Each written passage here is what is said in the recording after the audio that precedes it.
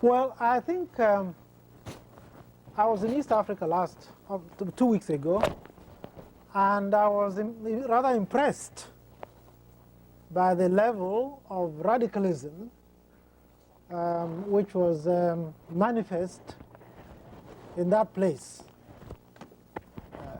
A number of very young people in Kenya have adopted the Marxist analysis of society. And I cannot quarrel with that. But I can't help feeling at the same time, it's a very, very sneaky feeling that my own aesthetic definition, which I gave earlier on, would be a little uneasy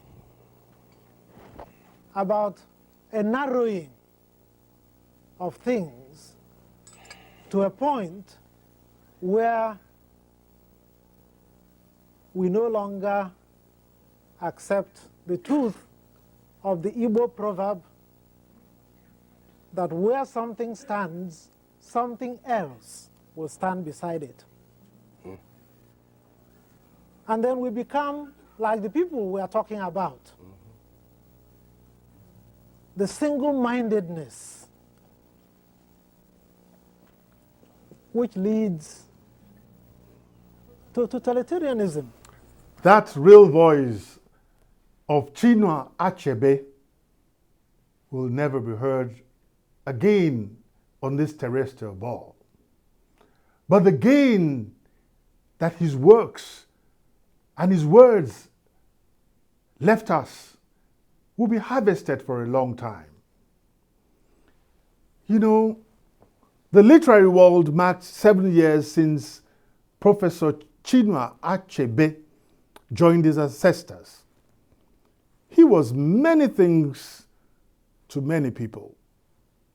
His son, for example, Dr. Chidi Achebe, in remembrance of his father, sent out a message around on one of the social media platforms saying, and I quote, "My dad, Chinua Achebe, novelist, poet, and critic, crusader for social justice, reluctant politician, advocate for the voiceless, died on this day in 2013.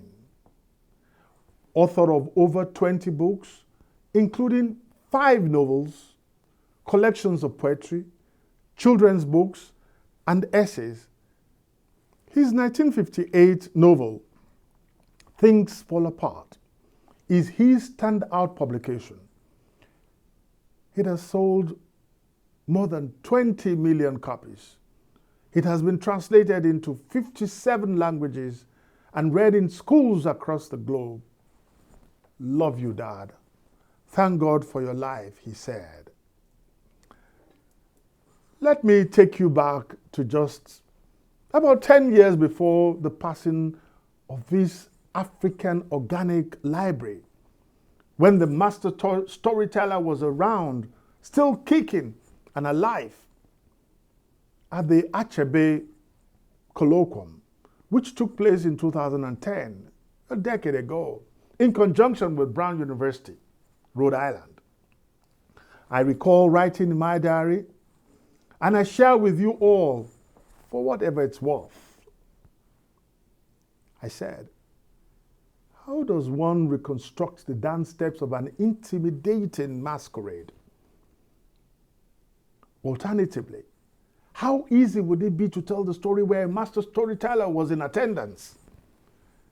The Festival of Ideas and Debates took place over 2 days at the Marriott Hotel in Providence, Rhode Island, in a city said to have been founded by a religious exile from the Massachusetts Bay Area in 1636. As other official accounts have it, the city rebranded itself and is now known as the, you got it, creative capital. It thus makes sense that an Achebe colloquium found soil in a place such as this? Do not ask me how and when this creative marriage of Pa Chinua Achebe and Brown University came about. All I know is that the official publication of Brown University quoted President of the university, Ruth Simons, as saying that Achebe made it crystal clear from the outset that his concern was to bring issues involving Africa to the attention of the world.